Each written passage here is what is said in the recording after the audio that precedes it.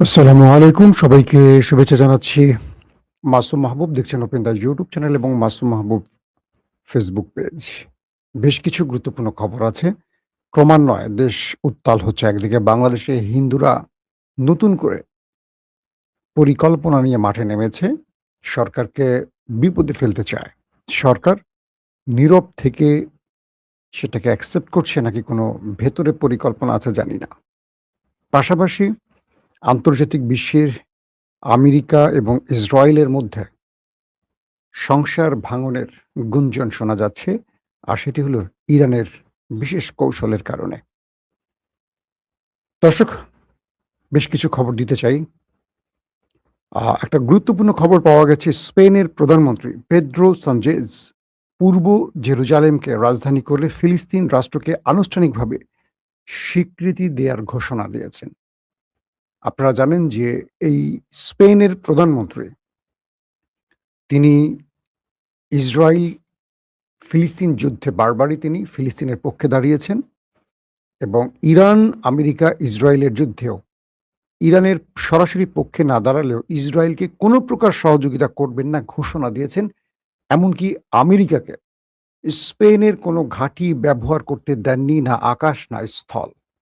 যে কারণে বারবারই আমেরিকার টার্গেটে পড়েছিলেন স্পেনের প্রধানমন্ত্রী। তারপরও তিনি দেশপ্রেম বা মানবতার পক্ষে তার এই অবস্থানটাকে দৃঢ় করে রেখেছেন। এবার তিনি স্পষ্ট করে বলেছেন যে জেরুজালেম ফিলিস্তিনের রাজধানী হবে। এটা ইসরায়েলের নয় এবং আনুষ্ঠানিকভাবে সেটা স্বীকৃতি স্পেনের পক্ষ থেকে তিনি দিয়ে দিয়েছেন। একটা গুরুত্বপূর্ণ খবর এটা। আশা করি ইউরোপের বাকি দেশগুলো এই পথে হাঁটা শুরু করবে।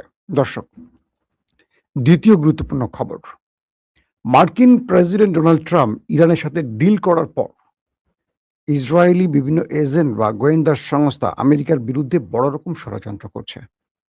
মার্কিন গণমাধ্যমগুলো বলছে ইসরায়েলের গোয়েন্দা সংস্থাগুলো ইরান আমেরিকার ডিলকে নস্যাৎ করার জন্য বিভিন্ন চ্যানেলে কাজ করছে। আমি বলছি না, মার্কিন যুক্তরাষ্ট্রের বিভিন্ন গোয়েন্দা সংস্থা রিপোর্ট দিচ্ছে ডোনাল্ড ট্রাম্পকে এবং তারা বলছে যে ইসরায়েল ইরান আমেরিকার এই যে ডিলটি হলো, শান্তি চুক্তিটি হলো, এটাকে ব্যাহত করতে, ধ্বংস করতে, নস্যাৎ করতে নেপথ্যে বড় রকম ষড়যন্ত্র করছে, খেলছে। এই খবর ইতিমধ্যে আমেরিকায় চলে এসছে।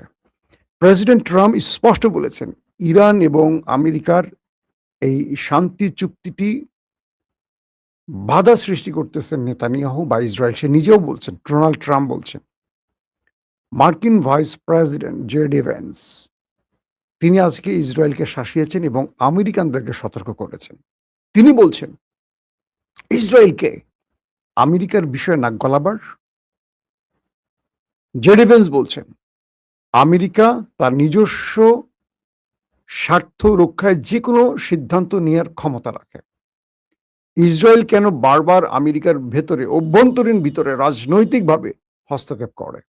কে বলছে? মার্কিন ভাইস প্রেসিডেন্ট ট্রাম্পের পরে যার নির্বাহী ক্ষমতা, সেই জে.ডি. ভ্যান্স বলছেন আমি আমেরিকানদের সতর্ক করছি, ইসরায়েলের মদদে মার্কিন যুক্তরাষ্ট্রের ভেতরে কোনো কূট পরিকল্পনার সাক্ষী বা অংশ হবেন না।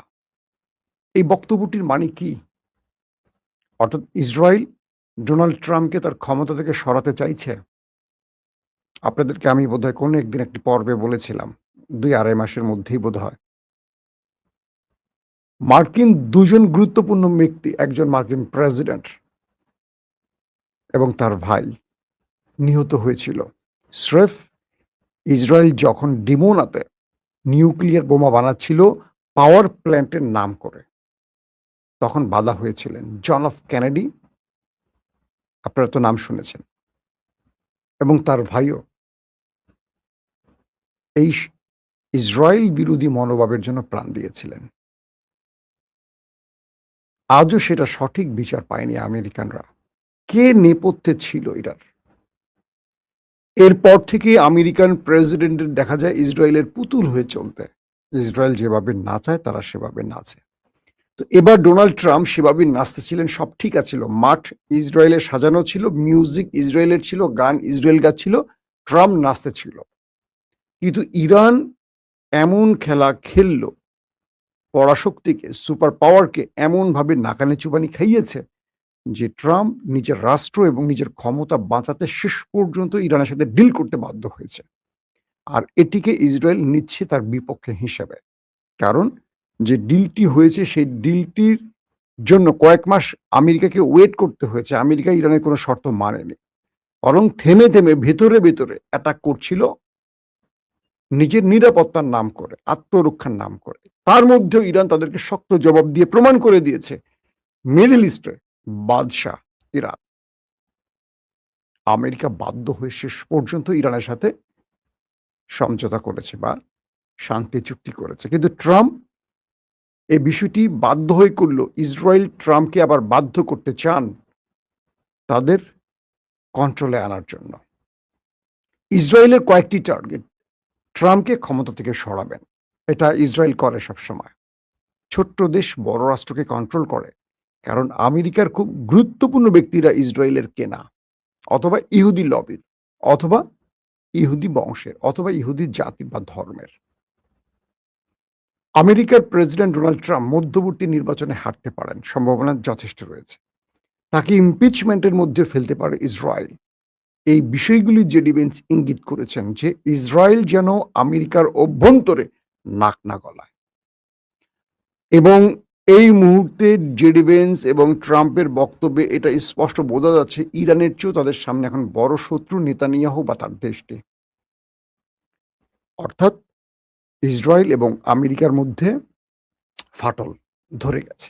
২ নম্বর গুরুত্বপূর্ণ খবরটি, ইরান এই মুহূর্তে সবচেয়ে সুবিধাজনক অবস্থানে আছে। সব দিক থেকে তার এখন অর্থের ফ্লো। এতদিন একটা বড় রকম চাপে থাকা, অর্থনৈতিক সংকটে থাকার দেশ এখন অর্থের ফ্লো তৈরি হয়ে গেছে। এখন শুধু আসছে টাকা, চারদিক থেকে আসছে। ইরান দাঁড়িয়ে যাচ্ছে, ঘুরিয়ে যাচ্ছে, ফিরে দাঁড়াচ্ছে, এই যে একটা অবস্থা। এখন ইরান সামরিক ক্ষেত্রে একটা শক্তিশালী নেটওয়ার্ক তৈরি করতে চায়। যেমন সৌদি আরব তার নিরাপত্তার প্রশ্নে পাকিস্তানের সাথে সামরিক চুক্তি করেছে। কাতার, আরব আমিরাত, কুয়েত, জর্দান এরা কিন্তু চুপ করে দেখলো, কি ব্যাপার। এতদিন এরা মনে করতো গালফ কান্ট্রি বা আরব কান্ট্রিগুলোকে নিরাপত্তা দিতে পারবে আমেরিকা। কিন্তু ইরান যখন গালফের 22টি মার্কিন ঘাঁটিকে উড়িয়ে দিল, লন্ডভন্ড করে দিল, তখন আরব রাষ্ট্র বুঝলো যে এক ইরান যদি আমেরিকানদের 22টি ঘাঁটিকে জয় বাংলা করে দিতে পারে, তাহলে এক ইরান পুরো আরবকে গিলে খেতে পারে। তাহলে করণীয় কি? আমেরিকা ইরানের হাত থেকে আমাদের রক্ষা করতে পারবে না। টুডে টুমোরো আমেরিকাকে গালফ ছেড়ে যেতে হবে ইরানের কারণে। তাহলে আমরা শত্রুকেই বন্ধু বানাই। তার মানে ইরানের সাথে আমরা চুক্তি করি। সৌদি আরব ইরানকে এই চুক্তির অফার করেছে যে তুমি আমাকে আক্রমণ করবে না, আমিও তোমাকে আক্রমণ করবো না, আসো এই চুক্তি করি। কবে করছে? যখন আমেরিকা পরাজিত হয়ে গেছে ইরানের কাছে। এখন কাতার কি করবে? কাতার একটা কৌশলে ব্যাটিং করতে চায়, কারণ কাতারের সাথে ইরানের সম্পর্ক পূর্ব থেকে ভালো। কাতার তার নিরাপত্তার প্রশ্নে আমেরিকাকে বাদ দিয়ে প্রয়োজনে ইরানকে তারা বসাতে চায়। অর্থাৎ কাতার চাইছে, কারণ কাতারের ভেতরে তুরস্কের ঘাঁটি আছে। কারণ কাতারে ইতিমধ্যে ইসরায়েল স্ট্রাইক চালিয়েছে, এবং আপনারা জানেন যে হামাসকে টার্গেট করে যে স্ট্রাইকটা হয়েছে সেখানে কাতারের একজন নিরাপত্তা বাহিনীর সদস্য মারা গেছে। কাতার খুব শক্ত প্রতিবাদ করলেও তার শক্তি দিয়ে ইসরায়েলের পাল্টা স্ট্রাইক করতে পারেনি। একমাত্র মুসলিম দেশ পেরেছে, সেটার নাম হলো ইরান। বাকিগুলোকে আমরা দেশ বলবো না, এগুলো বিচ্ছিন্ন গ্রুপ। হিজবুল্লাহ লেবাননের একটি সশস্ত্র সংগঠন, হামাস গাজার একটি সশস্ত্র সংগঠন, হুতি এটা ইয়েমেনের একটি সশস্ত্র সংগঠন। কিন্তু রাষ্ট্র কর্তৃক ওই দেশটিকে অ্যাটাক করার ক্ষমতা শুধু একটি দেশ রেখেছে, তার নাম ইরান, এবং লম্বা যুদ্ধ করে পরাজিত করেছে। কাতার এখন চাইছে তাদের ভ্যানগার্ড করতে, তাদের নিরাপত্তার জন্য ইরানকে পাশে রাখতে। এবং কাতার চাইছে ইরান এবং তুরস্ক এবং কাতার সম্মিলিত একটি সামরিক জোট করতে। একদিকে আমেরিকা, একদিকে সৌদি আরব, পাকিস্তান, তুরস্ক যদি সামরিক জোট হয়, সেক্ষেত্রে ইউরোপের বা দক্ষিণ এশিয়া বা ইউরোপের মিশ্রণে যে তুরস্ক সবচেয়ে আধুনিক অস্ত্রের মালিক, এটা ইরানকেও বিট করার ক্ষমতা রাখে। ইরান আমেরিকার সাথে জিতছে বলে আমরা ইরানকে যদি এখন আকাশে তুলি, একটা ভুল হবে। তুরস্ক সাম্প্রতিক সময় যতগুলি ফ্রন্টে যুদ্ধ করছে প্রত্যেকটা ফ্রন্টে বিজয় লাভ করেছে। আমেরিকাও হেরেছে, রাশিয়াও হেরেছে, ইরানও হেরেছে। সেই সব ফ্রন্টে তুরস্ক আবার বিজয় পেয়েছে। তো তুরস্ক এক্ষেত্রে খুব কৌশলী অবলম্বনে আছে। তুরস্ক ইসরায়েলকে বলছে যে তোমাদের সাথে আমরা লড়বো, যেমন প্রত্যেকটি ফ্রন্টে বিজয় পেয়েছি সেই ফ্রন্টেও বিজয় পাবো এবং আল আকসাকে মুক্ত করেই আমরা ফিরবো। আমরা লড়াইতে হেরে যাওয়ার জন্য আসি না, আমরা বিজয়ের জন্য আসি। সেই বিজয়ের সম্ভাবনা নিয়ে এরদোয়ানের তুরস্ক রেডি হচ্ছে, কাজ করছে। তো এখন কাতার চাইছে যে কোনো ভাবে তুরস্ককে একপাশে আর ইরানকে নিয়ে একটা জোট করতে, এবং এটার জন্য কাতার যত অর্থ ব্যয় করা লাগে করবে। এই মুহূর্তে ইরানের হাতে অর্থ আসছে, তুরস্কের কাছে আধুনিক অস্ত্র আছে। এই তিনটি দেশের যদি একটি সামরিক জোট শীঘ্রই চলে আসে, ইসরায়েল কুল্লু খালাস। কুল্লু খালাস মানে কি ভাই? কেউ একজন কমেন্ট করেন, বলে তো ফেললাম। আমার ছেলে আসছে আমার স্টুডিওতে, সেটা হাসি দেয়। আমার ছেলের সবচেয়ে বড় শক্তি হলো হাসি, সবসময় হাসবে। যে কোনো জায়গায় ঢুকে সে আগে হাসবে, আমি তাকে ডাকলে হাসবে, ঘুম থেকে ওঠার পরে তাকে তাকায় দিকে একটা হাসি, অল টাইম সে হাসবে। আর এই জন্য আমি তাকে একটু বেশি ভালোবাসি, তার হাসি, বুঝছেন? তো মজার বিষয় হলো এখন এই জিনিসটির জন্য আমরা অপেক্ষায় আছি যে কাতার ইরান তুরস্ককে নিয়ে একটি সামরিক জোট করুক। ইরান কি বলে সৌদি পাকিস্তানকে নিয়ে সামরিক জোট করেছে, সেখানে তুরস্ক থাকার সম্ভাবনা আছে। আস্তে আস্তে বাকি গালফ কান্ট্রিগুলো চলে আসুক, আসার পর আমেরিকা আউট হয়ে যাক, ইসরায়েল একা হয়ে পড়বে, ইসরায়েলের খেলা শেষ। এখন ইরান অনেক রকম কৌশলে খেলবে। আপাতত আমেরিকা এবং ইসরায়েলের মধ্যে যে টানাপোড়েন শুরু হয়ে গেছে এবং ইসরায়েল ডোনাল্ড ট্রাম্পকে ক্ষমতা থেকে সরানোর যে নীল নকশা শুরু করে দিয়েছে এই ডিল বাস্তবায়নের কারণে, এই বিষয়গুলো এখন ট্রাম্প নিজে বুঝতে পেরেছে। আগামী দিনগুলোতে দেখা যাবে অ্যাবস্টিন ফাইলে ট্রাম্পের অনেক টুনটুনির খবর ইসরায়েল ফ্লাশ করে দিয়েছে। তো ট্রাম্প নানান রকম চাপে আছেন, একদিকে ইসরায়েলকে খুশি করতে পারছেন না, অন্যদিকে ইসরায়েলকে খুশি করে ডিল বাস্তবায়ন না করলে আমেরিকার বিশাল ক্ষতি হয়ে যাবে এবং ট্রাম্পের ভরাডুবি হয়ে যাবে ইরানের হাতে ধোলাই খাওয়ার কারণে। অনেক রকম টেনশন এখন ট্রাম্প। স্পষ্ট তিনি ইসরায়েলকে দায়ী করছেন যে এই ডিল বানচালের চেষ্টা করছে। এরই মধ্যে গত রাতে আবারও লেবাননে ইসরায়েল হামলা করেছে, আবার হিজু বাহিনীও পাল্টা জবাব দিয়েছে। সব দিক থেকে মিডল ইস্টে এখন অস্থির একটা পরিবেশ তৈরি হয়েছে। দর্শক, শেষ করার আগে খুব গুরুত্বপূর্ণ একটি খবর দিতে চাই। বাংলাদেশের রংপুর নিয়ে একটা বড় ষড়যন্ত্র করছে আমাদের প্রতিবেশী দেশটি। পাশাপাশি কালকে রাজধানীতে সনাতনী গ্রুপ নামে আমাদের হাসিনা আপার কিছু ব্যক্তি আর বিজেপির কিছু ব্যক্তিরা ঢাকাতে মিছিল করেছে এবং সেখানে আমরা তথাকথিত অ্যাডভোকেট চৈতালির কিছু উগ্র বক্তব্য দেখেছি। আমি সরকারকে বলবো দ্রুত এই মহিলাকে গ্রেফতার করুন। আমি খুব সহজে একটা কথা বলতে চাই, আপনি ভিন্ন ধর্মী বা সংখ্যালঘু বলে তাদেরকে যতটা দুর্বল ভাবেন, এটা রাষ্ট্রের জন্য আগামী দিনগুলোতে বড় বিপদ ডেকে আনবে। যারা রাষ্ট্রকে, তারা বলছে যে বাংলাদেশে একটা হিন্দু প্রদেশ তৈরি করতে হবে। চৈতালিকে প্রশ্ন করতে চাই, বাংলাদেশে হিন্দু আছে কত? ৬-৭%। ভারতে ৩০ কোটি মুসলিম আছে, যেখানে মুসলমানদের ঘর থেকে বের করে দেওয়া হচ্ছে, যেখানে গরু খাওয়ার জন্য তাদেরকে মারধর করা হয়, মেরে ফেলা হয়, যেখানে মুসলিম নারীদেরকে রেপ করা হয়, যেখানে বলা হচ্ছে নামাজ পড়লে বাংলাদেশে গিয়ে পড়, পাকিস্তানে গিয়ে পড়, হিন্দু এই দেশে নামাজ পড়তে পারবি না, যেখানে চাপ দেওয়া হয় ধর্ম পরিবর্তনে। লজ্জা করে না আপনাদের? বাংলাদেশে তো খুব আরামে আছেন, কারণ সব সরকার আপনাদেরকে আদর যত্ন করে রাখে। আমরা বাঙালিরা, বাংলাদেশিরা, বাঙালিরা না, আমরা বাংলাদেশিরা সব ধর্মের প্রতি সম্মান প্রদর্শন করতে জানি। আমরা বুকে আগলে আমাদের সনাতনী ভাইদের রক্ষা করি, কিন্তু ওরা কখনো আমাদের রক্ষা করতে চায় না। শুভেন্দু অধিকারী জেতার পর পশ্চিমবঙ্গে মুসলমানদের উপর কি করুণ দশা আমরা জানি না? সোশ্যাল মিডিয়ায় ভিডিওগুলো করতে পারি না বিভিন্ন কারণে। ভারত থেকে আমাকে প্রতিনিয়ত নক করে, ভাই আমাদের কথা বলেন, আমাদের কথা বলেন। আমি চেয়েছিলাম তাদেরকে আমার সরাসরি লাইভে আনতে, তারা ভয় পাচ্ছে তাদেরকে পিটিয়ে মেরে ফেলবে, কারণ প্রচুর দর্শক, আমার ভারতের দর্শক আমার ভিডিও দেখে। কতটা করুণ দশার মধ্যে আছে ভারতের মুসলিমরা। আর আপনারা এখানে গত 15.5 বছর খেয়ে পেট ভারী করেছেন, হ্যাঁ, গায়ে চর্বি জমিয়েছেন। এখন আবার বিএনপি মনে করবে যে হিন্দুদেরকে কিছু বলে নরেন্দ্র মোদী অখুশি হবে, তাদেরকে আরো বেশি করে খাওয়ান, যা ইন্ডিয়া মানে শেখ হাসিনা খাওয়াইছে আপনারা আরো বেশি করে খাওয়ান, ওরা আরো চর্বি আল্লাহ হোক। তারপর ওরা রাষ্ট্রের বিরুদ্ধে কথা বলুক, ওরা রংপুরের বিরুদ্ধে কথা বলছে। গাইবান্ধা পলাশ কান্তি দে তিনি ওই অঞ্চল থেকে মুসলমানদেরকে চলে যেতে বলছে। এই যে উগ্র বক্তব্যগুলো কিসের উদ্দেশ্যে বুঝতে পারছেন? এগুলো সব দুটো জায়গা থেকে আসছে। এক, শেখ হাসিনার এজেন্ডা, দুই, ভারতের রয়্যাল প্রিসক্রিপশন। তারেক রহমান সরকারকে বলবো, আপনাকে বড় বিপদে ফেলতে চায়। দেখবেন এই হিন্দুদের বক্তব্যগুলো জামাত কেন্দ্রিক হবে। আর মাথা মোটা কিছু বিএনপি আছে, বিএনপি যারা অ্যাক্টিভিস্ট সোশ্যাল মিডিয়ায়, ধরেন 100 ভাগের মধ্যে 70% হলো মাথা মোটা গর্ধব। এরা মাথা দিয়ে খেলে না, এরা গায়ের শক্তি দিয়ে খেলে। আর যেগুলো একটু বুদ্ধিমান, ব্রেনি, এগুলির আবার গুপ্ত বানায় রেখে দিচ্ছে ওই বাকিগুলি, মানে বাকি 70% ওই 30% গুপ্ত বলে, নিজেদের সম্পদগুলোকে তারা গুপ্ত বলে।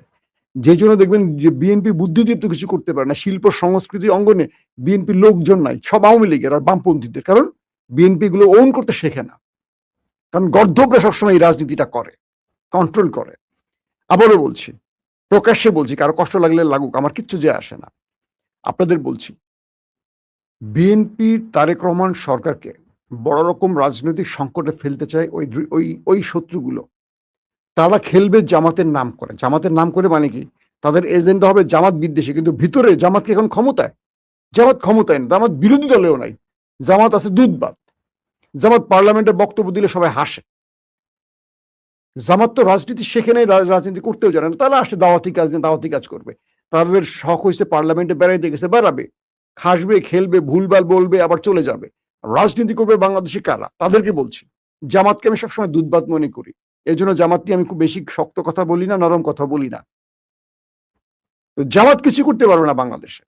জামাত কাউকে ক্ষমতায় বসাতে পারবে, নামাতে পারবে, কিন্তু ক্ষমতায় বসতে পারবে না। লিখে রাখেন, আওয়ামী লীগ তো বলেছে জামাত তাদের ক্ষমতা থেকে সরিয়েছে, আবার বিএনপিকে জামাতই বসিয়েছে। জামাত বসতে পারবে না, কারণ তাদের সে যোগ্যতার নাই, তাদের সে যোগ্যতাশীল লোক নাই।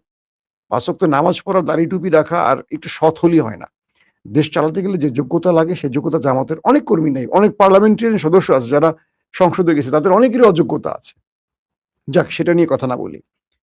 কিন্তু মূল টার্গেট ভারত এবং হাসিনার তারেক রহমান। এই কথাগুলো আমরা বলছি, শুনে রাখেন। আমি দেখছি কালকে ঢাকাতে আজাদ পার্টি নামে একটি সংগঠন ওই হিন্দুদের দুঃসাহসিকতার বিরুদ্ধে রাস্তায় নেমেছে। বিএনপির বহু পোলাপান কমেন্ট করতেছে সেই আজাদি পার্টির নামে উল্টাপাল্টা। এত গর্ধব লোকদেরকে নিয়ে দেশ চলবে কিভাবে? এই গ্রুপটা নামছে কারা? এই গ্রুপটা বিএনপি ধরেন একটা বি টিম বা বিএনপি জামাতের অনুসারী একটা গ্রুপ, তারা ওই গ্রুপটাকে ট্যাকেল করতে নামছে। এটুকু বোঝেন না আপনাদের? পার্টি নেতার সঙ্গে ছবি তোলা আর হলো কমিটি কমিটি আর চাঁদাবাজি, টেন্ডারবাজি, এছাড়া বিএনপির আর কোনো কাজ নাই। বোঝেন কোনটা কেন হয়? সরকারে আছে তারেক রহমান, তাকে বিপদে ফেলতে এই খেলাগুলো শুরু হয়ে গেছে। আমার মনে হয়, আবারও বলতে হবে, বিএনপি জামাত সব দলকে ঐক্যবদ্ধ থাকতে হবে। রংপুর তারা আমাদের থেকে কেড়ে নেবে, এটা তাদের খায়েশ, বাস্তবায়ন হবে না। রাজধানীতে সনাতনীরা বা বিজেপির যে এজেন্ডা বাস্তবায়নে নেমেছে, জয় শ্রীরাম স্লোগান যারা দিয়েছে, প্রত্যেকটাকে গ্রেফতার করতে হবে। আপনারা শুরুতেই গ্রেফতার করুন। ভারতকে চোখে আঙুল দিয়ে কথা বলেন, ভারত নরম হয়ে যাবে, যেটা ইরান করে। ইরানের থেকে শেখেন। ভারত বড় রাষ্ট্র বলে আমাদের কিছু করতে পারবে, ঘোড়ারান্ড পারবে না। আমরা পাশে আমাদের ভ্যানগার্ড পাকিস্তান এবং চীনকে রেখে দিয়েছি, নো টেনশন। ভয় পাবেন না। যে ভয় পায় সে শেষ। যে ভয় পায় সে সবার আগে দুর্বল হয়ে যাবে এবং শেষ হয়ে যাবে। আবারও বলছি, যেই রাম মন্দির উদ্বোধন নিয়ে এত নাটক, আগে বলতেছি সনাতনী ভাইদের, 30 কোটি মুসলিমের ভারতের অধিকার প্রতিষ্ঠা করেন, তারপর আপনাদের প্রতিষ্ঠা নিয়ে আমরা আলোচনা করবো। কারণ যথেষ্ট অধিকার আপনাদের এই দেশে আছে, আপনারা সবকিছু করতে পারেন। বাংলাদেশে হিন্দুরা পৃথিবীর সবচেয়ে নিরাপদ, ভারতের চেয়ে বাংলাদেশে নিরাপদ। ভারতের হিন্দুদের চেয়ে বাংলাদেশের হিন্দুরা বেশি নিরাপদ যারা বাংলাদেশে থাকেন। এটা আমাদের হিন্দুরাই বলবেন, আমাদের প্রতিবেশী হিন্দুরাই বলবেন। শুনতে চান আপনাদের? আমরা লাইভ তাদের ইন্টারভিউ নিয়ে আপনাদের দেখাবো। এই ষড়যন্ত্র মোকাবেলা করতে বিএনপি জামাত সবাই একজোট থাকবেন। কেউ বিএনপির সমালোচনা করবেন না এই মুহূর্তে, কেউ বিএনপির হাত ছাড়বেন না। রাষ্ট্রকে একটা বড় বিপদে টানতে চাচ্ছে ওই পার। আবার জামাতের ভাইদের বলবো, সুযোগটি অন্যভাবে কাজে লাগাবেন না। আমরা এটুকু বিশ্বাস করি, যেহেতু ষড়যন্ত্র শুরু করেছে, ষড়যন্ত্রের পেছনে অনেক বড় প্ল্যান তাদের আছে। কোনো প্ল্যান যেন বাস্তবায়ন না হয়। আমরা তারেক রহমানের পাশে আছি। আমরা দেশপ্রেমিক সকল নেতার পক্ষে আছি, পাশে আছি। সব দল একমত হয়ে বিদেশি ষড়যন্ত্র মোকাবেলা করতে হবে। নতুবা এই দেশকে হায়দ্রাবাদ বানাবে তারা, সিকিম বানাবে তারা, কাশ্মীর বানাবে তারা। আল্লাহ হাফেজ।